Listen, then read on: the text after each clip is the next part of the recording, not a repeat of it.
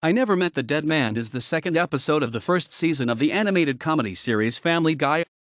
It originally aired on Fox in the United States on April 11, 1999, stating in a promo that it is the official series premiere of the show. The episode follows Peter Griffin as he teaches his daughter Meg how to drive. Due to his horrible advice, they crash into a satellite dish, knocking out the city's cable.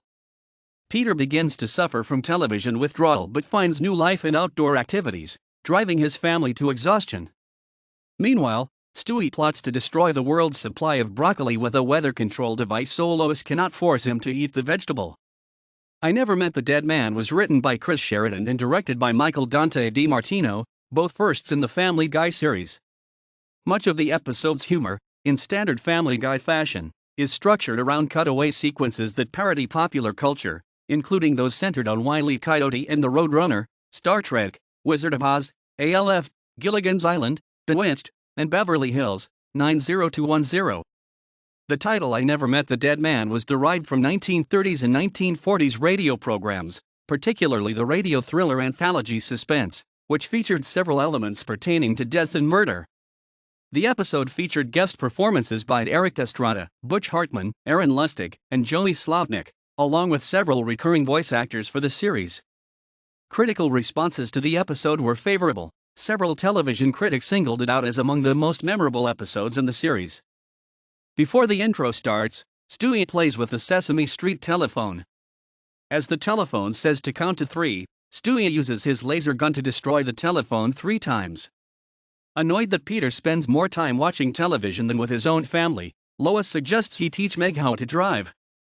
Peter reluctantly agrees, and unwittingly gives Meg a series of bad driving tips, including instructing her to rev her engine twice at stoplights and challenge other drivers to a race, which causes her to ultimately fail her driving test.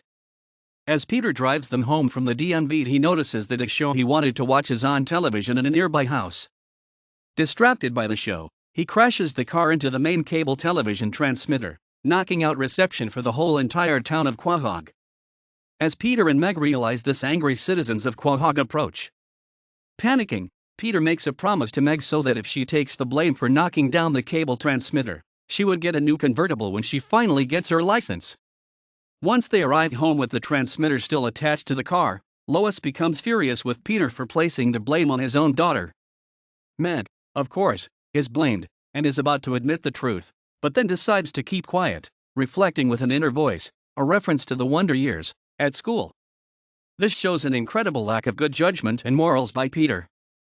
Meanwhile, Stewie, seeing the opportunity of the dish attached to the car, steals the satellite dish in a plan to create a weather control device capable of destroying the world's supply of broccoli, since Lois had forced him to eat the vegetable earlier that day. Suffering withdrawal syndrome from the lack of cable, Peter straps a television-sized cardboard cutout to himself, making it appear as though his whole world is actually a television program. When Meg can no longer deal with the public scorn, she reveals that her father is really responsible for Quahog's loss of television, causing the town to turn against him. In an attempt to save Peter from further scorn and verbal attacks, Lois gives a heartfelt speech to the community about how television has kept them all from enjoying one another. Inspired by the speech, Peter drags the family to one outdoor activity after another, which quickly exhausts them. Once the family can no longer keep up with him, Peter decides to go off with William Shatner, who has appeared on the Griffin family doorstep after experiencing a flat tire, to a nearby festival. Meanwhile, Stewie's weather machine creates a huge rainstorm. The storm's lightning strike destroys Stewie's weather machine and blows Stewie off the roof and on the ground. While Meg is practicing driving with Lois, the storm causes her to accidentally hit Shatner and Peter, killing Shatner and hospitalizing Peter. As her father recovers, in a full body cast, he is forced to watch television, causing him to become addicted once again, much to his family's relief. During the credits, Stewie tries, and fails, to make believe he is eating his broccoli by pouring it onto Brian's plate.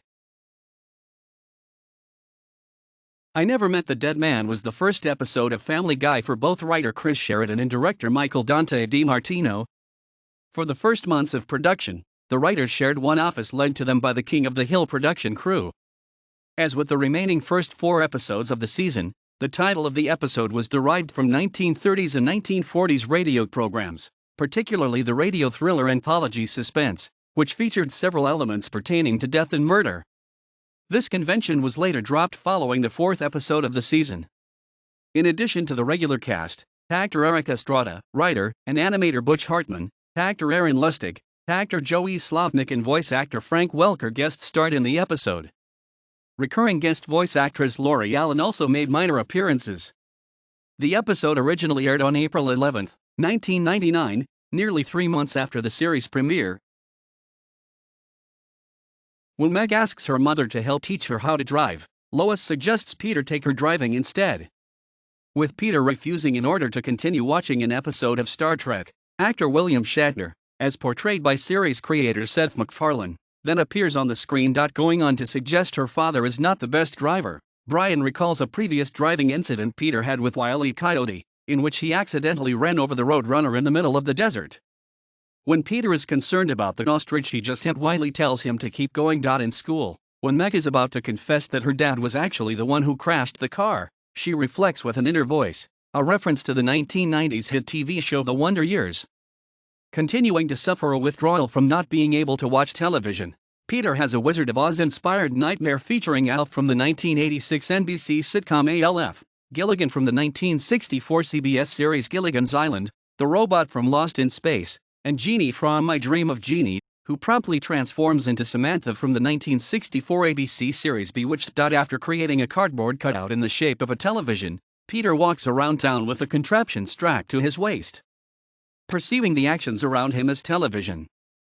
Two women talking over lunch suggests that he is watching the television station Lifetime. Two elderly people out walking reminds him of CBS. A group of African Americans playing basketball suggests UPN, and James Woods High School reminds him of Beverly Hills 90210. After TV services restored and most of the Griffin family is watching Star Trek, James T. Kirk tells his crew that there is a dangerous mission and that someone will surely be killed. He says the landing party will consist of himself, Mr. Spock, Dr. McCoy, and Ensign Ricky, a redshirt, whom, upon being called, cynically says "oh crap," due to the television trope of oft-related instances of redshirt ensigns being killed on the show. At the end of the episode, after Meg accidentally hits and kills Shatner with the Griffin family car, the group of people looking over includes the actor who played Ensign Ricky stating loud, "I did not see that one coming." Reviews for the episode were generally favorable. A 2008 review of the episode by Asan Hack of IGN was positive, calling the storyline involving Stewie elaborate and creative. He gave the episode a perfect score of 10, calling it one of the most memorable episodes in the entire series. Hack went on to note that the tightly woven and hilarious storyline, combined with a constant barrage of cleverly inserted random jokes, and some truly unique imagery helped make this episode one of the finest in the series. This is Family Guy at its best, and definitely sets a very high bar for animated comedy. Robin Pearson of The TV Critic rated the episode a 70 out of 100, making it the highest rated episode of Family Guy on the site. Pearson described the episode as a really fun 22 minutes of television.